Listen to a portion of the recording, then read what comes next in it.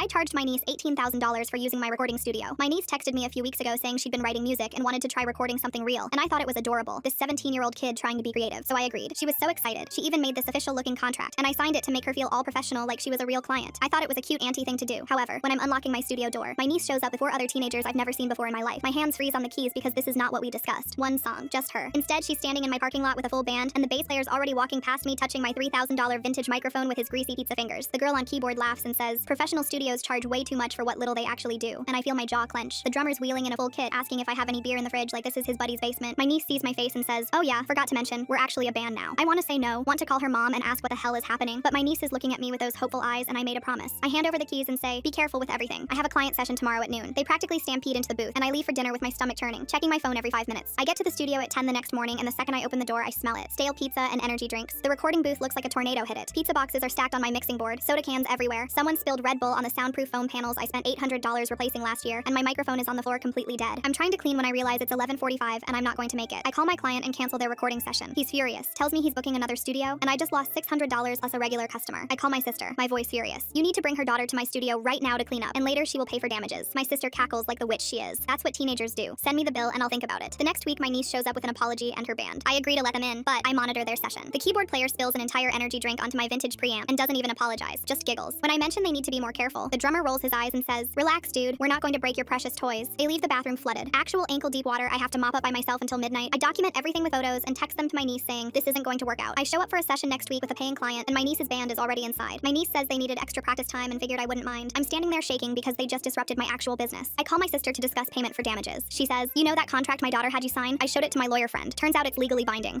My daughter has the right to use your studio 1 day a week for 2 hours. Nowhere does it say she has to clean up. So unless you want to violate a contract with a client, I suggest you handle your own studio. Then she hangs up. I sit in my car for 20 minutes trying to breathe in through my nose and out through my mouth. I almost cry, almost call to apologize, almost let it all go like I always do. Then I look at my damaged studio and I feel like my anger sprang a leak. I grab my phone and photograph everything in my studio. Every crushed can, every stain, every broken piece of equipment. Then I open a spreadsheet and get to work. Every soda they took from my fridge, $8 at venue pricing. Shattered microphone, $3,200. Grease-covered mixing board, $2,400 professional cleaning. I included charges for the studio rental at my professional rate for 16 hours, late night facility fees, bathroom damage. I kept adding charges until my hands stopped shaking. Grand total, $18,347. I stare at it feeling sick. This is insane. This is family. My mouse hovers over delete for a full minute. Maybe I'm being petty? Then I remember my sister's laugh at my pain and I hit send. Subject line, payment due, studio services rendered. 6 minutes later, my phone rings. My sister is screaming before I even say hello. I stay calm and explain. The contract covered recording access, not food service or damages. Your daughter signed it. She's 17, so parental liability applies. I have photos documenting everything if that helps. My sister's voice goes sweet. "You'd really do this to your own niece over a little mistake? You threatened to sue me first," I say. "Mom's going to hear about this." She snaps. I hang up and block her number. Then I block my niece. My mom calls screaming about tearing the family apart over money, so I block her too.